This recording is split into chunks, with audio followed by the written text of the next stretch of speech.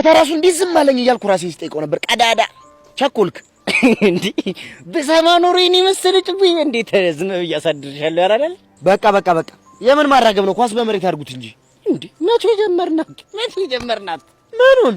ወሬዋን ማራገቡን ነው። ያንተ ያማል እንዴ? በቃ ፍታ አልኩህ። አንዴ ፍታ። አንተ ባልፈታስ ምን ልታመጣ? ተው ሚኪ፣ ከኔ ጋር አትሳፈጥ። ተው፣ መጥፎ ነገር ነው የሚገጥም። ተው። ኧረ ቦጋለ ተው፣ ግድ የለም ተው። አሃ ነው። አሁን ወሬው ይቅርብን ያራዳል እንጂ ለምን ማያላሽን እንደገለበጥሽ ንገሪና።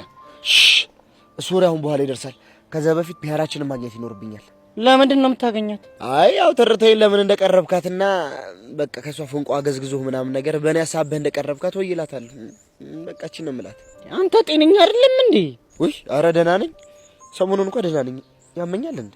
ተው ጌታው ተው። ኧረ ሚኪ፣ ኧረ ሌላም ቀጠሮ አለብኝ። የአቡሽንም ትርትር አገኛታለሁ። ምን ልትላት? ውይ ኧረ ምንም አልላትም። ምንም የተለየ ነገር አላትም። ሰፈር ውስጥ ሁለት ቺክ እንዳለህና በቃ እነሱን አስቀይመው ወደሷ ልትሸበለል እንደሆነ ብቻ ነው የምነግራት። ምንም አልላትም። አንተ ያማል እንዴ? ውይ ኧረ ደህና ነኝ፣ እግዚአብሔር ይመስገን ደህና ነኝ። ምንድነው የምትለው? የማይሆን ጣቢያ እየቀላቀልክ ደህና ነኝ ትላለህ እንዴ?